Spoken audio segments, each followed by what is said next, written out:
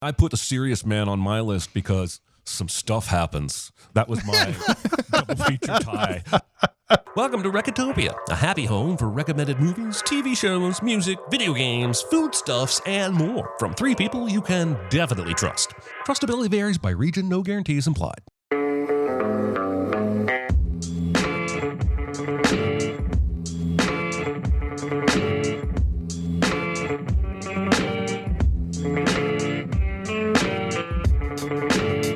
And now, here are your hosts, Chris Atkinson, Jeremy Scott, and Aaron Dicer.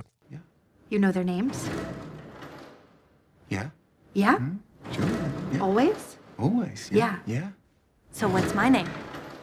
Hello, everybody. It is Recotopia, episode 161. My name is Chris Atkinson, joined by Jeremy Scott. Sorry, I bashed my mic with my hand when I was trying to wave. Hi, everybody. Also joined by Aaron Dicer. Hidely ho, primate arenos. That's right. That's right. Yes, today's big recommend is The Square. Let's see if we can have a coherent discussion about this movie.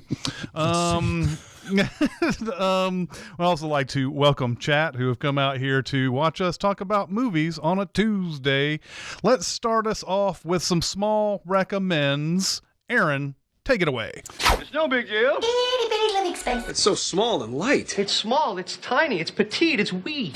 I'm going to small recommend a movie about twins who put together a music festival for their community while violence threatens them from outside. That's right. I'm going to talk about the young girls of Rochefort.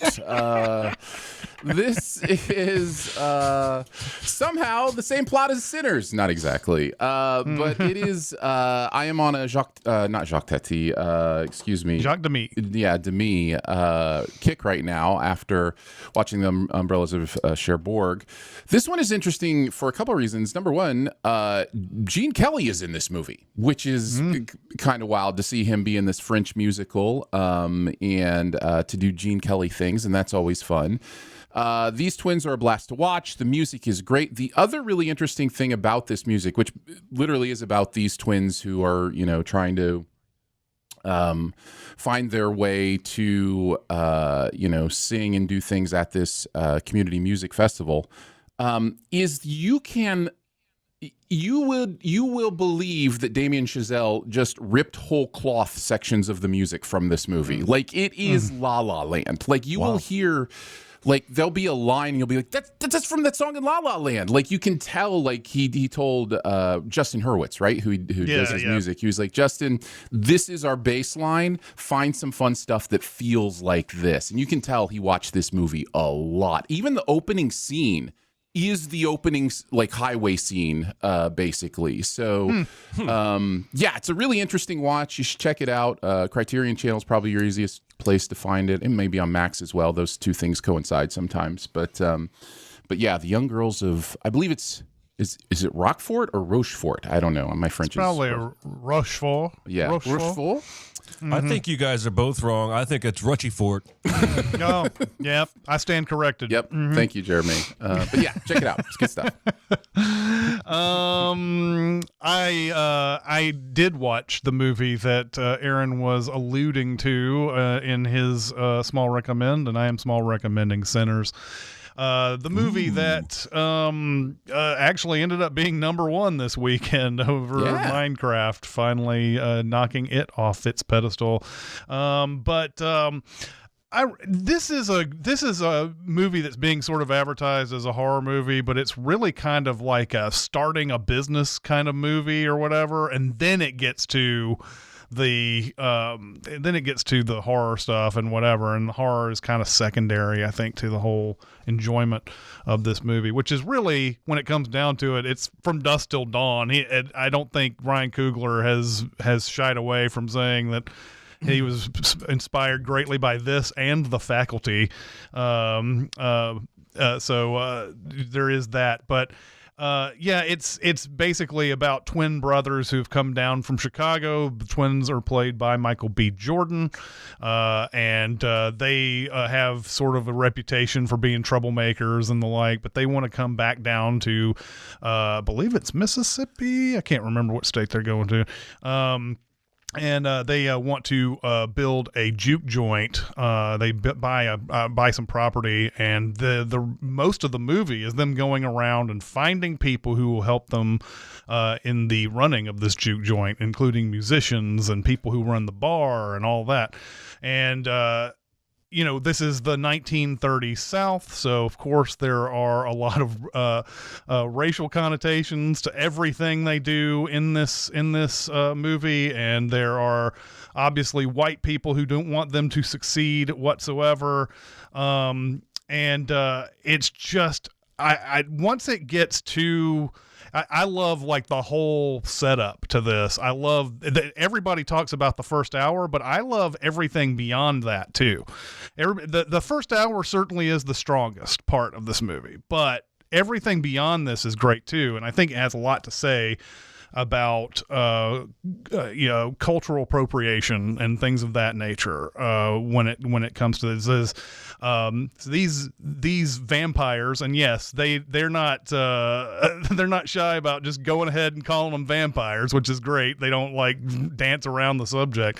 These vampires are more than just wanting to suck your blood and everything like that. They want to suck your memories and your yes, exactly.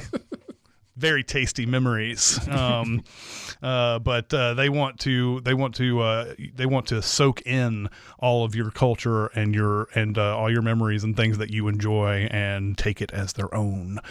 Anyway, Sinners is a fantastic movie. You probably heard about it many times over the weekend. I think this is going to be a giant word of mouth movie that's going to play throughout the summer. It's fascinating the amount of media that has come out about this movie's box office and budget that has even now been so big it's gotten pushback from people like Ben Stiller and some other people, because it seems like there's this intentional narrative that's trying to like make this movie seem like it's not going to make money, or it was wildly expensive at $90 million. But Coogler's deal is the real issue here. The deal he signed gave him final cut, gives him his percentages immediately. He doesn't have to wait for the movie to make a profit.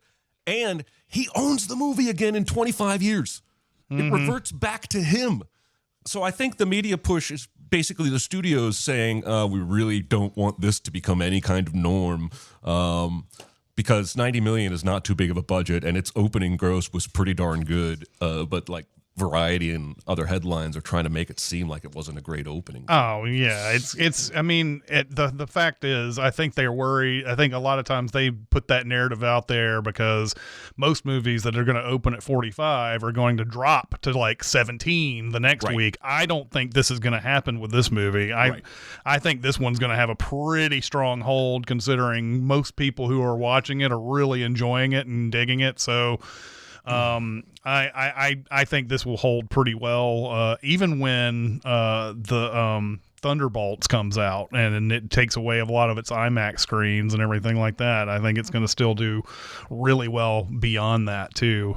So there you go. Good movie. Go see it. This is the first movie I have given 5 complete stars to in about a year and a half. Wow. If in my memory. I think this movie is transcendent. I think the metaphor he's playing with here works so well. By the way, you talk about his deal. It runs right in line with what this movie is saying. Like he is putting his money where his mouth is with the message of this film, and saying not letting the Hollywood system be vampiric about his energy and his work. I will say, as is my wont, I knew nothing about this going in, and when it flipped to From Dusk Till Dawn, it blew my mind. I had no idea that was this movie. I thought it was just about these musical twins and what they were going to try to do with this juke joint. Michael B. Jordan is incredible in both roles in this movie. They feel like brothers, but they feel like completely unique whole individuals. You know exactly who Smoke is. You know exactly who Stack is. You understand their characters completely. Coogler is not afraid to take giant swings in this movie. There's a scene in the middle of this movie that is the front runner for movie scene of the year, in my opinion. Yeah, it easily blew me away. It is weird. It is interesting. It is beautiful. It is difficult. The level of difficulty on it is crazy. That scene easily could have been dumb. It could have been like just dumb, and it turns into one of the most exhilarating things you're likely to see this year. So, totally on board with you on that. I don't know, Chris. I just watched The Square. Really, almost anything can be trumped by saying that you have seen The Square. So The Square, yeah. I would also say that the message, metaphors, themes in this movie are woven so beautifully throughout. It is really interesting to see how the movie plays not only in those themes in the black community, but also in the white community as well, with how it deals with the antagonists growing up in Ireland and the stuff that went in there, and how music defined who he was at a place of poverty in his life. And that is not the central thesis point of this film, but the film is willing to understand it's about this human thing, not just this black thing. And I know, and it's the thing that this movie's very careful to like kind of include everybody in the narrative here. Even the Native Americans have their say in this movie as well. So just overall, just what a slam dunk. I didn't expect it to be this good.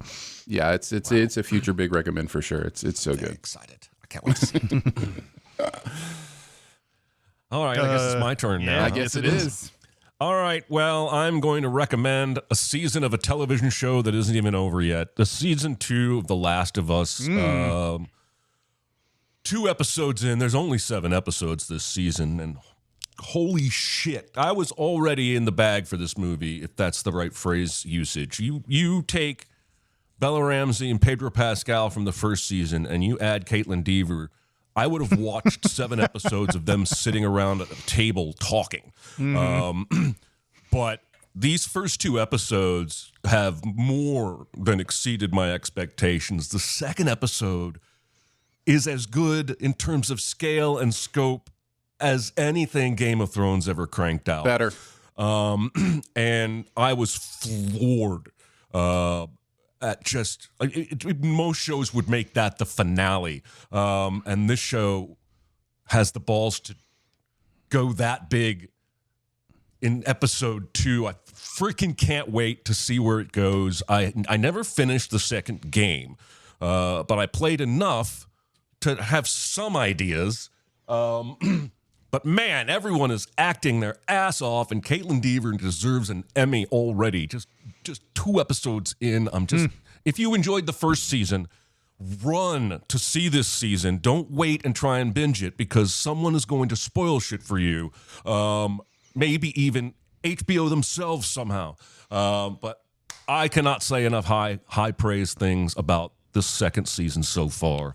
It's awesome. I don't want to squeeze it. See, now you've ruined my strategy that I was going to binge this, but I tend, I don't know how I do it, but I tend to avoid the spoilers on things when people are talking about certain things. If I see any sort of topic that if it says that's the title shows up in my scanning of anything social media, or a picture shows up of it, I just scroll on past it usually. But I did watch, I believe, the first season of this as episodes came out. So who knows? I might just all of a sudden start watching it today and just, all right, I totally forgot about that strategy. But yeah, I'm looking forward to this, and this is going to be yet another season of TV coming out all of a sudden that I'm just going to be like, okay, Last of Us, and then Andor season 2 is coming out, and it's like, oh man, don't forget the rehearsal. In the rehearsal. Thank you. Okay, let's get on to our big recommend, which is The Square, and it's Aaron's big recommend, so take it away. I'm fine. It's just that you're so big. It's so huge. It's a good rule, but this is bigger than rules. It's bigger on the inside. Is it? I noticed. Indeed. The Square is a 2017 dark satire film directed by Triangle of Sadness's Ruben Östlund, who before this had just done the movie Force Majeure, which means we're due for a Will Ferrell, Julia Louis-Dreyfus remake of this film any day now. The movie won the Palme d'Or at Cannes and not much else except for maybe my heart. The movie begins with art curator Christian napping on his couch before he is interviewed by Anne, who looks a lot like Elizabeth Moss, while he curator-splains what is and isn't art and if her bag would qualify based on geolocation alone. We then cut to some remodeling being done out front of his museum as a giant statue crashes to the ground and the titular square is chiseled into the stones and highlighted with some LEDs. The placard reads that the square is a sanctuary of trust and caring. Within its boundaries, we all share equal rights and obligations. And roll titles. We now cut to a busy street as a woman asks if anyone wants to save a life, and Christian taps away at his phone. A cry of help rings out, and Christian now finds himself in the midst of a frantic woman's plea to be saved from the man who is going to kill her. He is roped into blocking this man from getting to her and succeeds with another man in saving the day. But after some celebration in doing the good deed, he realizes that he has been pickpocketed and no longer has his phone.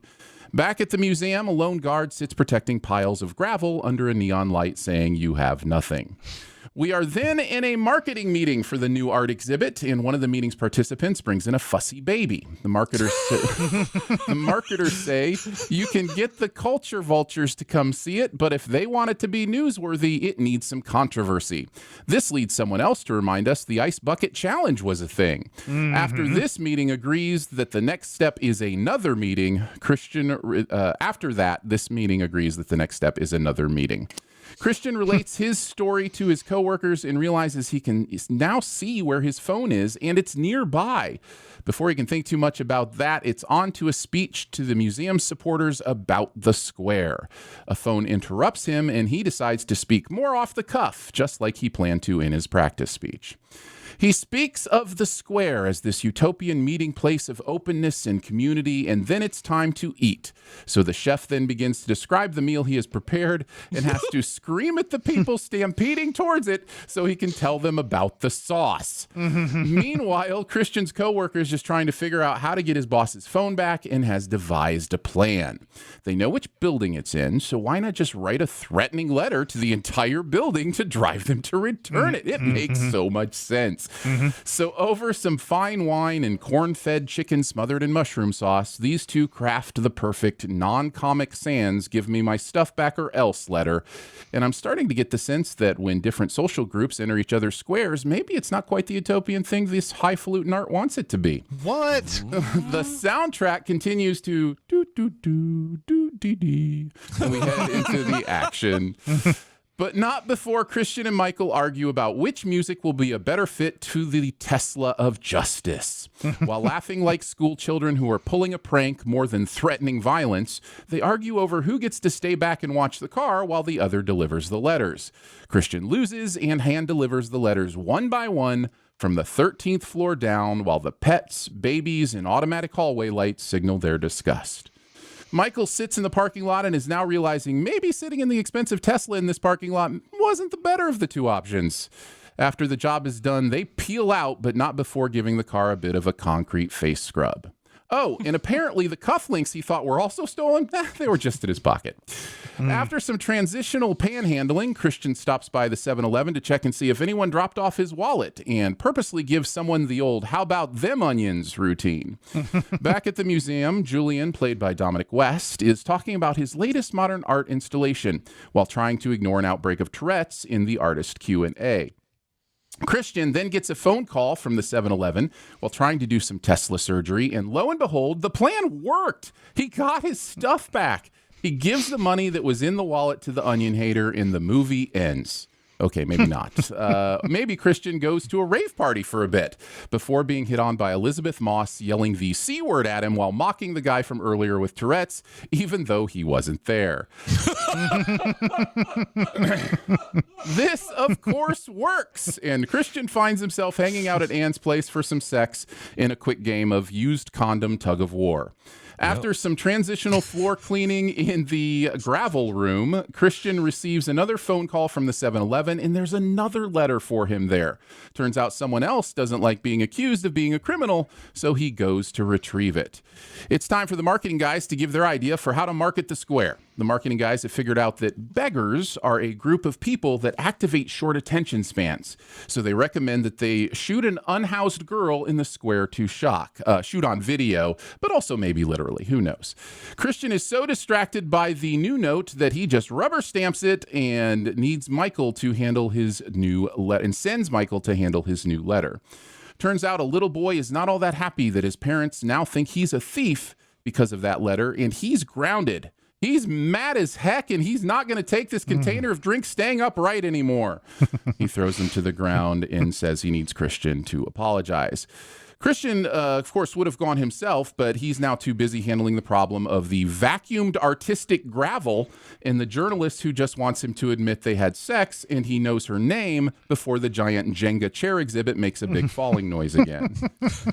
Back at home, Christian's girls have arrived home from cheer practice, and some sister fighting and dad yelling ensues. Now it's time for Christian to introduce us to a new exhibit at the museum where you must decide if you trust people or don't trust people and then follow the according path. They say they trust people, so they leave their phones as instructed, just hoping that the 0 other people there don't take them. While out shopping, Christian gets a phone call from YouTube Sweden congratulating him on 300,000 views, as one does. They want to know if they can do some ad revenue sharing on his video, Blonde Beggar Child Gets Blown to Pieces. Turns out it indeed did go viral, and what great news! Nothing is going to go wrong. He then takes the escalator up into a throng of humanity that will not help him find his daughters, so he asks the panhandler he turned away earlier to watch his bags while he goes to find them himself. Back at HQ, we see the viral video in its entirety, and I'm not even sure if that nonsense is going to reach maybe 1,000 views on YouTube Shorts. I don't know. There's just not a lot there. Christian's boss lets him know that the board will be deciding what to do about this controversial video. So I guess it's on to the big fundraising dinner.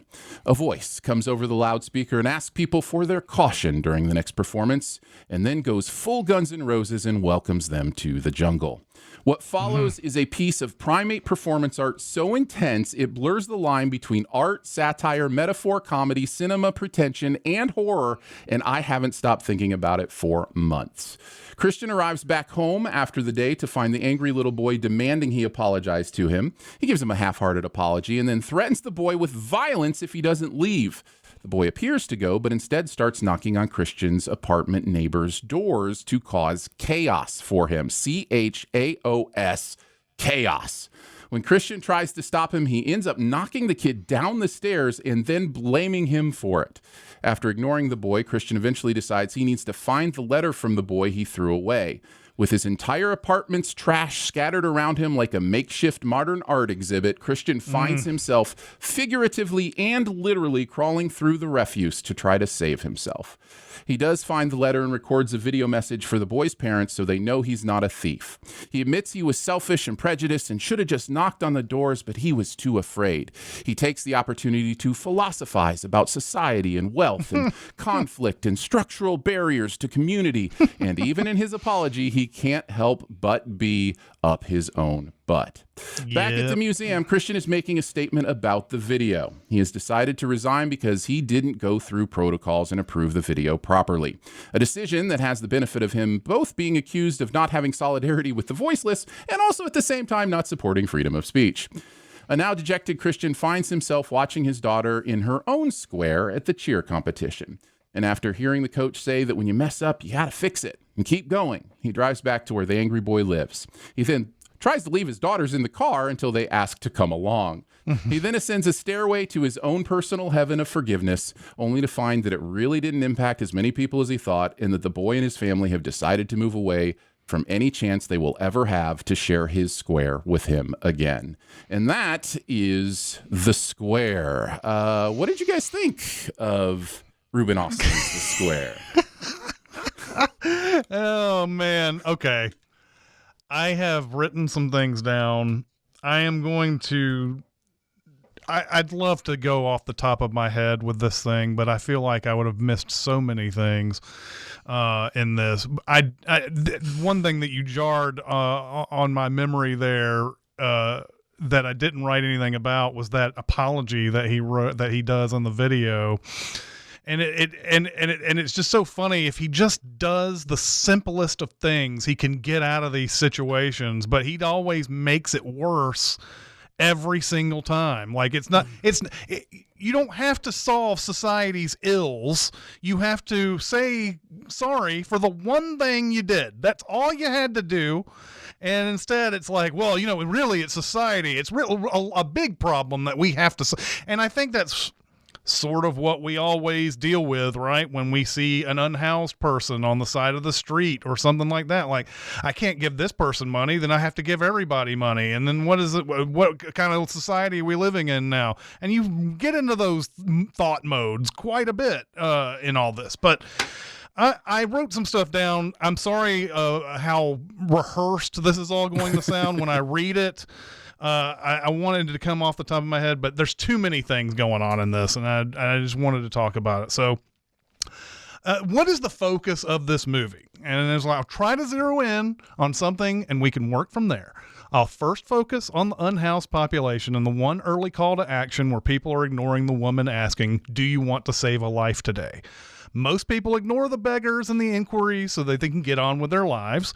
Christian follows this philosophy himself, except for a handful of times in the movie, and it feels like every time he decides to help, he's punished for it. When he helps the guy protect the woman from the dude chasing her down, that's when he gets his phone and money stolen.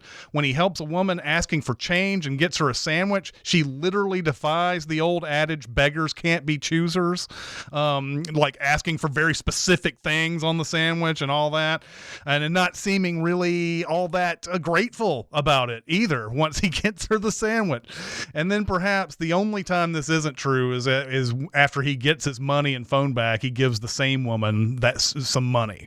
And then I'll skip towards the end a bit to get to the next thing. When the marketing department comes out with that video where the little girl and the kitten get blown up, this causes Christian to resign at the museum, and he gets two sides of an argument that come down to damned if you do, damned if you don't. One woman scolds him for being so insensitive to the desperate, and then after he apologizes, he gets scolded for the precedent he's setting for self-censorship. And I'd also add that the controversy over this video seems to expose the general population's hypocrisy.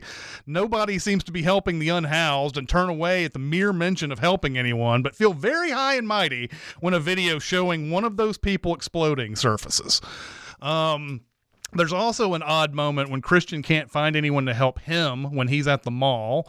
Most people would just forget about all the bags full of stuff they bought and look for their daughters. Not Christian, who enlists one of these beggars who he just turned down to help watch his bags while he looked for the kids. So he trusts this guy, but he doesn't trust the general population to not steal this stuff, I guess.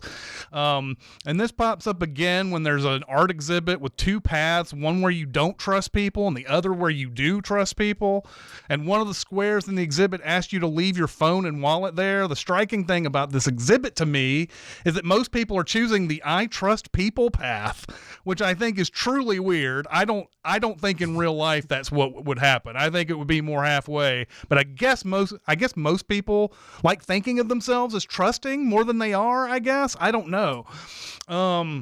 And I still don't know what to make of Christian putting those letters in everyone's mailbox, and two very bizarre things happening.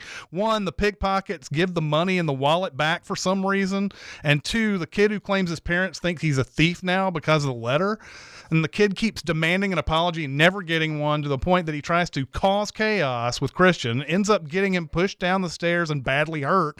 We hear him yelling for help for an unbelievably long time, where Christian doesn't help him, and neither does anyone else in the building, which I think ties into the whole thing about people minding their business to others' detriment throughout this movie. But then the kid apparently gets up and bikes out of there later, I think. That's never really explored. It's just he's disappeared. He's kidnapped, maybe. I don't know. We never know. And then Christian goes knocking at that kid's building and takes the word of one tenant about where that kid and his family ended up. I guess the letter that he got that had the address on it, was that their apartment? You would think it's not, because you would think that the guy, I don't know. I guess that was their apartment, but he doesn't ask anybody else in that building where those people could have gone. It's just the one person, and even the one person's information isn't very good. The other part of this movie is the guy acting like an ape. You alluded to it before, and how you haven't stopped thinking about it. I don't think I'm going to stop thinking about it for a while either. So this is a situation where people are told that as long as they don't do anything to provoke the animal, they'll be fine. So of course this guy comes in and starts crossing the line, and there's an uncomfortable amount of leeway he gets before people finally help when it goes too far. I mean, he would have sexually assaulted that woman if no one comes to help. And I think it's kind of weird that people do help, because nobody helps in this movie. I really honestly thought they were all just going to be sitting there at their tables, very glad that they're not being accosted by this guy pretending to be an ape or whatever. And then until then, and then finally it gets way too far that they actually do help the woman. And there's a point that I laughed out loud when they're like, they all go, "Let's kill him. We got to kill him," or whatever. You gotta kill him. He can't just restrain him. You have to kill him. It's another situation the movie sets up where people are put in a nearly impossible situation, and this is supposed to be art. But what happens when art encroaches on real life? What if you tell someone that they are art, which is what I believe is happening here? Like it's like a method acting on a different level, I guess. And then we see the reverse of that when real life encroaches on art, when the janitor accidentally cleans some of the exhibit where there are piles of rocks, and we learn how absurd that is, that some of the piles are different looking than they were before. That means something somehow to this art exhibit. I don't know. Then some final few notes. I have no idea what to make of the entire Elizabeth Moss part. I'm dumbfounded as to why she's in the movie, really. Other than the fact that, this guy does use his power to sleep with her. He obviously wants to sleep with this other woman earlier, and he kind of lands on Elizabeth Moss because she's ready and willing and it's late. And so that's basically all that I could get out of that on this one viewing in my couple of days with this movie. I mean, is this movie saying that just minding your own business, even if you've been wronged, is the thing to do? Because there's points in here where he could have just said, "You know what? I've got a lot of money. I can get another phone. I don't need to go after this thing. I can just cancel all the whatever on my phone and get a new one." And instead he does this way more complicated thing, which is what, of course, he does later on with the apology. What's with all the distractions in this movie? You mentioned the baby, the wobbly pile of chairs with the sound effects, the guy with Tourette's. Almost all of these are ignored until they can't be ignored, much like the guy pretending to be an ape. And then the opening part where they talk about, does it become art just because you put it in a museum? That's another little theme of this movie too, I think, is that they're exploring a lot of things. You already talked about how, this utopian thing about the square is only something that can happen in art. It's not going to happen in the real world. It's a fun thing to think about, but it's not going to happen. So it's not nothing. So what is the point of the art at that point? To me, is what I felt like it was saying. So that's what I have to say about it. I don't know if that gets us to a closer and deeper understanding of this. I found this movie fascinating to watch. I couldn't tear away from it. I thought it was way too long. It shouldn't have been 2.5 hours. There's no reason this movie needed to be 2.5 hours, but for the first hour or so, I felt like it went by really fast. And then as I realized there was an hour and a half left, it started getting slower and slower and slower for me, even though I could not tear my eyes away from it. In the end, I really like this movie. I'm going to have to give it another chance, probably years from now, not anytime soon. But yeah, that's what I felt about this movie. Nice. Oh, Jesus. Did either of you mention the goddamn monkey in her apartment before they have sex? Oh, that's not even the weirdest part of this movie. Yeah. No, there's probably a dozen things we haven't mentioned that you could mention. No, I haven't. No, we didn't mention it. That's never okay. One of the problems I have with this movie is that it, I think, intentionally doesn't resolve a lot of things, and that's very frustrating for me. It's like I can't even believe I'm going to admit that my wife and I watched several seasons of The Big Bang Theory, but it's like that episode of The Big Bang Theory where one of the characters has a compulsion and has to hear the last note of whatever song is being sung, and somebody is intentionally driving him crazy by not singing the last note of Happy Birthday or something. This movie is that. We don't get that fucking monkey explained. We don't find out if the human monkey actually gets killed, beat up, restrained, or what have you. The movie does not give a shit. It's done what it cares about in that scene, and it's just very jarring for me. This is a movie I'm going to have to watch 5 or 6 times to get to where I can even start to appreciate it on the level you guys appreciate it. I'm not going to say it's bad. It's certainly beautifully shot. It's certainly that scene at the dinner is certainly everything you guys said it is. It's super visceral. It's super memorable. I'm not going to forget it for a very long time. I don't know if that means I liked it. And I also think there's so much that this movie leaves unanswered that I could make an argument that nothing in this movie is even real.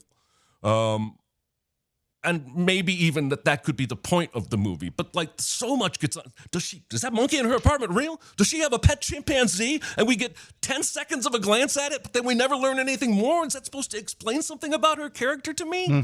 I don't know. So yeah, there's a lot of that. I can't help but feel like it's not a coincidence this guy's name is Christian, in the sense that even when he is trying to be noble and good, he still makes it about himself. I don't believe all Christians are like that, but I think the Bible warns about Christians like that. I did just enough research to learn that a lot of the people in that dinner party scene being terrified by the monkey man were actually not actors. They were part of Sweden's 1% elite social financial, like they were all people who would be at a real life dinner like that and tolerate a pretend, like I think it was kind of like they didn't even tell them what was coming. That's amazing. Right? That alone gives this guy, he can do whatever he wants as far as I'm concerned. I'm not sure I like his movies. I didn't really enjoy Force Majeure. I didn't really ultimately settle on enjoying Triangle of Sadness. But again, I'm not ready to say the Square is bad. I don't know that I think it was bad. It just frustrated the hell out of me all the way through. I wrote a bunch of notes I'm not going to read. But when you said the fussy baby in that marketing meeting, I wrote fucking baby. And so what I heard you say was fucking baby, even though I know you don't say that. Yeah, I thought the letter thing was interesting for a bunch of different reasons. I think that's just a ludicrous plan. And like you said, Chris, it's insane that it works. Another telltale sign to me that it's not real. Nothing we're seeing. I mean, I didn't realize it's a movie, but I'm saying within the movie, I'm not sure any of it's real. But that apartment building makes me sad for the mailman. If he has to go to literally every door, every day, 13 floors to deliver mail through the mail slot, instead of just having a box downstairs like a normal apartment building would. I wonder if that's like a Sweden thing. There's a lot of stuff in this movie I wondered if it was a Sweden thing. The Yo-Yo Ma, Bobby McFerrin, Ave Maria is amazing. And I still think the movie overuses it. Maybe that's just because of the movie's pure length. But the first 4 times I heard it, I was like, man, I'm digging this. And then by the end, if I heard boo, boo, boo, boo, boo, boo, boo, boo, I'm like, pay a composer, for a couple of hours to write something original for this one scene. Sorry, I'm such a scattershot right now. In Sweden, can you accept packages at a 7-Eleven? Did that strike anybody else as weird? That the letter says, take this package to the 7-Eleven, and the 7-Eleven guy's like, well, I'm just going to hold this until some stranger comes in and asks for it. That seemed really out of place and dreamlike. So yeah, I'm not even sure I'm saying anything coherent. But there was one point I wanted to make that the movie is maybe trying so hard to be unconventional that it hurts itself in that way. I don't know. I just want to know what's up with the monkey, man. The monkey's wearing a diaper. They don't even say a word about it. They have time and breath to argue about that condom for like 6 minutes, but they can't. He can't say, "Do you have a monkey? Do you live with a monkey?" When he runs into her later, like, who's taking care of the monkey? Why isn't the monkey with you? Anyway, I guess that's my thoughts. I don't think that's very helpful or constructive to any discourse. No, that's great stuff, and I can sympathize with a lot of those feelings of confusion or just kind of the non-resolution thing, which is very intentional because it happens all the time in this movie. Like even with the diner scene where they're stopping the guy from sexually assaulting this woman. It cuts away. Like does that guy die? Does he go to jail? Like how do they? None of that is there because the resolution I don't think is what the movie is interested in. I think it's interested in the chemical nature of worlds coming together, right? Like it's in everything we see in this movie. This is even more evident to me this time, is about people entering someone else's square. The baby in the meeting is a baby coming into somebody else's square. The chimp in Elizabeth Moss's house is this thing that shouldn't be there, but is, changes the dynamic because it has entered this square. Just throughout, whether it be, do I bring my kids with me? Whether it be the people who knock on the Tesla door, like it's always about this coming together, this chemical reaction that human beings have when they come in contact with the people that are different than them. And the artistic thing that this movie, I think, is saying about the square isn't that we should never come in contact with other people. It's that we are doing a disservice by creating the square and saying that's the place where we come in contact. Otherwise, everyone else is othered. So the only way you have, hey, let's come together here, is to other each other first and say, you're so different than me. You are such a, we have nothing in common. And so we have to have this square to find utopia together. And I think the movie is trying to say something about that noble intention that we have to be like, oh, I'm going to be the solution to the problem, whereas we don't understand we are the problem. And I guess if he doesn't give you the stark occurrences in the movie, like things that people would never do, or these type of things, you probably wouldn't remember this movie at all, because if he could have done a movie called The Square where this kind of thing, like people are encroaching on each other's squares throughout the people who don't belong in a certain space. But if it's just as simple as a class thing or whatever, then you're probably not going to remember this movie very well. I think he just puts so many different stark things in it that the problem then becomes, though, why is that there? And you sit there and like, why, you try to wonder what's the real meaning of all this.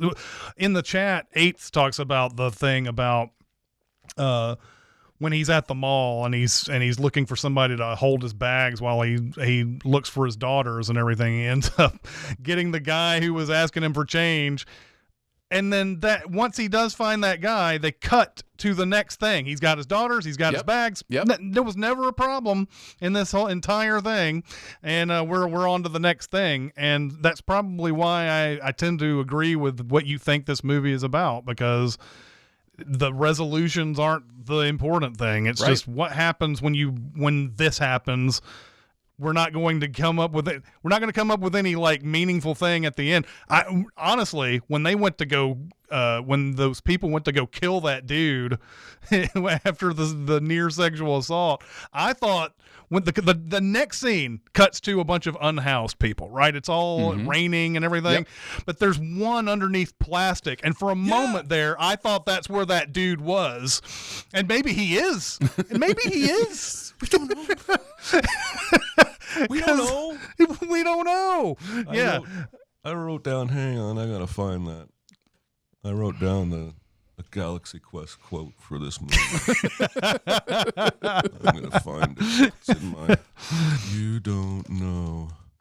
There it is. Casual one-night stand with a monkey in the other room. Is the monkey real, metaphorical? You don't know. Yeah, I think the monkey is real, and I think the movie is very much making a point about other people's spaces and how how different they can be, and they have this wildly interesting conversation amongst the toppling, not toppling chairs. About that scene's just funny. It's so good. That's just a funny scene. It's so good. But underneath it, there's this really interesting conversation about their dynamic of coming together to sleep together that night, and what she wanted, and what it meant to her, and her accusing him of not knowing his name, and then he does. Did he know it initially, or did he find it? Like, you just, and then he gets to feign like disgust that she would think he didn't know his name, and maybe he actually didn't for a second. Like, just there's all this stuff in there about like, the idea of one night stands being this other place where, very, metaphorically, we enter each other's squares. Right. And so, like, there's this. I knew that was coming. Yeah. So like the one night stand is a great thing to explore in these themes of, what does it mean when when we other someone, but we have an intimate moment with them, because he's never into her as a human being. Like, once, do you ever get the feeling he's actually into her as a human being? No, he's not. No, and he even when he says you're a catch, you can see on her face, I'm not a catch. What are you talking about? Like, Well, and when they're having sex, he focuses on the lamp on the ceiling behind her, and her face gets blurred out. It's like that. Yeah. He's that into her that he's watching the lamp. Yeah. So it again, it just plays in those themes of, do we really see each other as partners, community, just trying to get through this thing, together however we can, or do we see us and then people who are not us, and so that defines them.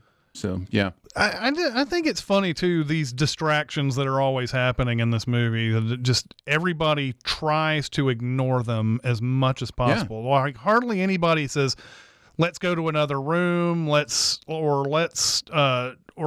take this person out of the equation or whatever. Like, a lot of politeness involved in this, but then, like, obviously a lot of meanness as well, with how people treat each other and everything. But I just think it's all these distractions in this movie are funny to me. They're all hilarious. Like, I mean, they just the way people react to them, in the fact that they aren't reacting to them, is just Like that scene beeping with car him. door. Oh my God, yes. Yes. Yeah. But that whole scene with Elizabeth Moss and the chairs in the background wobbling, and you hear the sound of them falling even though they're not, and all that. Well, you just see them just sitting, we're having a real conversation here. Let's not go anywhere else, by the way, during this entire thing. Let's just let the chairs do their thing in the background and everything. So, yeah, ultimately, I'm going to have to watch this movie again at some point, because it's not enough to have like a couple of days with it and be like, I think I know what this movie was really going on about here, because there's so many times it doesn't have resolutions or answers or anything. And maybe that's the point. It's not here to give you answers. It's just going to here's what our society is like right now. So, and we haven't even talked about the meta aspect of creating a piece of esoteric art to satirize esoteric art. You know what I mean? Like this idea that, I think Ruben Östlund is aware, he is also doing this thing by doing this thing. You know what I mean? Like there's an interesting meta thing to think about with him as well, as he thinks about making this movie. But anyways, yeah. All right. You got anything else to say, Jeremy? No, I just had to breathe. I just needed to breathe. Yeah. I get it. All right, let's get on to our super secret double feature. Be very, very quiet. Secret? What secret? Our dirty little secret. I tell you something I've never told anyone. Jeremy, you're going to go first this time. Oh, good.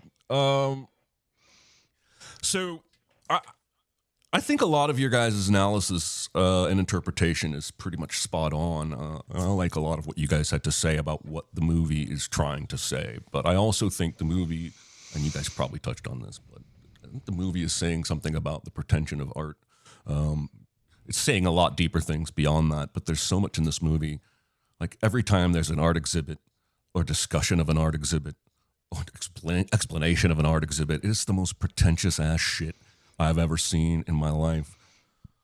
So I'm going with Exit Through the Gift Shop, which is a documentary of sorts that takes fine art to task and has some Banksy inclusion. Yeah, right. And Question mark? it's a very interesting ride, and I wouldn't want to say too much else about it except that movie is definitely saying pretty much anything that stands up and says I am art is pretentious by the act of doing that. I wanted to go with a movie I had small recommended, The Burnt Orange Heresy, because it has the same lead actor and it has the same kind of art is pretentious message, but there's nothing else similar at all. It wouldn't be the same kind of tone or anything. So that was my super secret double feature. Can't wait to see what Chris's was and hope it wasn't Exit Through the Goddamn Gift. Well, you ruined my joke because I was going to say, wait, mine was Exit Through the Gift Shop. No, mine is A Serious Man, the Coen Brothers movie from 2010, I think it was. And the whole movie is about how someone is searching for the meaning of everything that he's going through, and a lot of people have alluded to this being like a big screen version, modernized version of the Book of Job, but there are so many things in that movie where he's in Michael Stuhlbarg is in sort of encountering all these different situations that are very weird, and he doesn't know what to do with them. There's even a point where he goes to talk to a rabbi, and he gives him this big story about a guy who found like some insignias on the back of a guy's teeth, and then he doesn't even have an answer for what those symbols might even mean at the end of it. And he's like, "What was the meaning of that?" And he's like, "Who cares?" That's what the rabbi says. Who cares what the meaning was?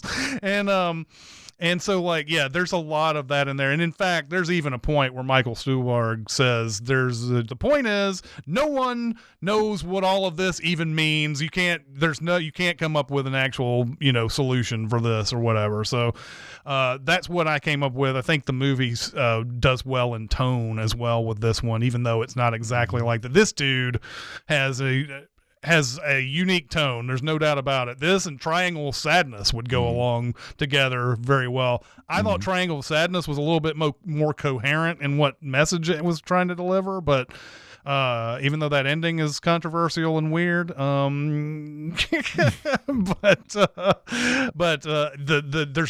unmistakable that the same guy did both of these movies.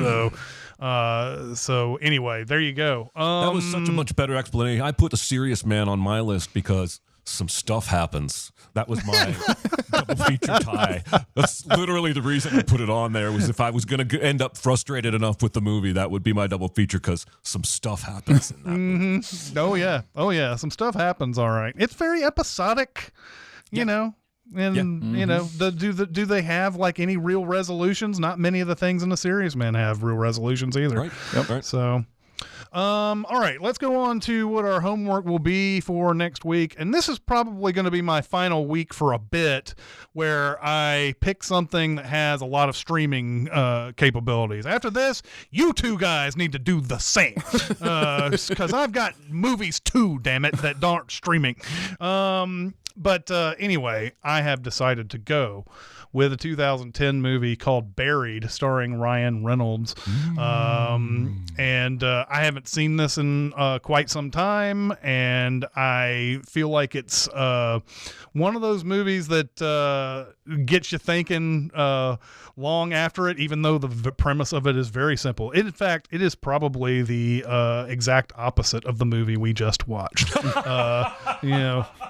Guy gets buried alive and has to get out somehow. I couldn't even shoot this movie as an actor. Like, I don't care how many of the coffin walls aren't really there. Like if 3/4 of them are there, I'm claustrophobic. I can barely look at the poster. Like, nightmare inducing. Well, this movie, as Chris said, is on a bunch of free streamers. And I haven't seen it in ages, so I'm looking forward to getting Yeah, me too. Yeah, same. It's probably been not since it came out. I didn't watch it in theaters or anything, but probably a year or two after was the last time I saw this, about 2012 or so. But this is different. This is kind of a different thing. I mean, Ryan Reynolds had a pretty good movie comedy career to this point. So even watching something like this at this time was kind of weird. But I think now he's so connected to Deadpool and everything like that, it's going to be it's going to be a very big about face to watch this movie and everything. And and not at least have him turn to the camera and make a joke about something he just said. Exactly. Okay, so that's going to be next week.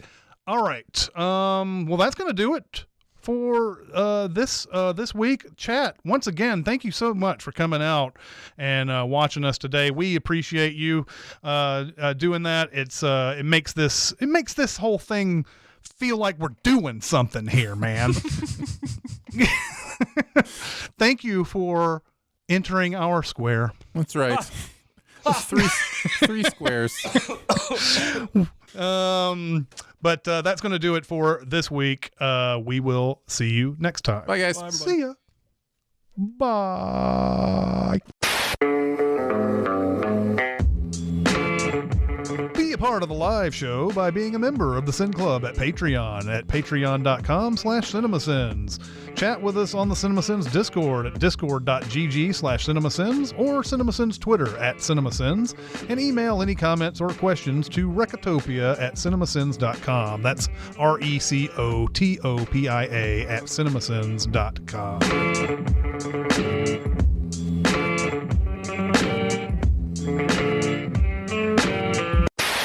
I myself lost track of time and didn't even click in until 10:47. Wow. Okay. We were in sync this morning then. I got distracted. But, well, you were working out and I was watching an episode of Friends.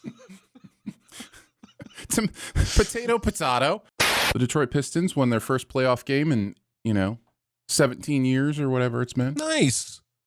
Man, you're having a pretty good string here, Detroit sports fan. I know. It's been nice because it's been a drought for a while. Like the last, I mean, if you don't count college football specifically, with U of M, it's been since 2004 since we've had any kind of championship, which, I know some cities go longer than that, but 21 years is, it's quite a bit. So like, I want to complain that the Orioles haven't had a World Series since 1983, but then somebody's going to be like, well, my team's never won one in 85 years. And I'm like, yeah, okay, but still, that's a long time. I was like 8 when they won that thing. I'm almost 50. Yeah, the Tigers was 84 was the next year, and that's the last for them too. But yeah, to see the Pistons win a playoff game was nice because basketball is my favorite sport. They're playing the Knicks in Madison Square Garden. So they're all best of 7 in the NBA, right? They are now. Yeah, first round used to be best of 5, but they expanded to 7 a while back. Because NBA, unlike the MLB, realizes that anything less than 7 is stupid. Yep. I wonder if you did a breakdown of the topics we discuss in the outtakes / pre-show, how often it would end up being sports. There's quite a bit of sports for sure. I'm feeling pretty good, man. Like 4 weeks ago, I told you that Rory McIlroy and Justin Thomas were both getting heated up, and now they've both won in the last 2 weeks. I have no more predictions for you. Prognostication. What did Justin Thomas win? What did he win? Yeah. He won the RBC Heritage. It was whatever ended on Sunday. Hey, you're not important enough to remember. What are you drinking? Me? Oh, it's my morning cachava. Cachava. What the hell is... We've talked about this before. This Probably. is deja vu. Yeah. What is that? Is it matcha related? It's kind of a protein forward like health drink. That's right. It's like you got, all your daily nutrients and stuff in there. So I've looked this up before, and I remember being grossed out by it. I think it's kind of delicious, but maybe that's just because I'm used to it. Is it fruit flavored, like forward? No. Do they try and No, disguise? it's chocolate. Chocolate.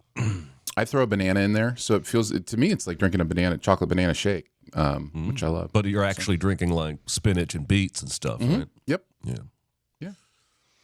I'm waiting for the day they can stop trying to make sugar-free soda taste more like regular soda and concentrate all their efforts on making spinach and beets taste good.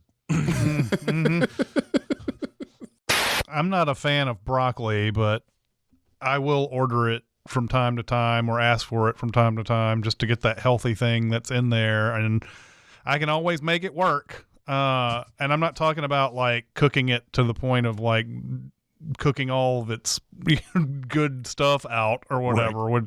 which is something that you can do and make broccoli palatable. But when it's just the regular steamed broccoli or whatever like that, I usually end up making it work somehow, even though it's just like a chore eating through it.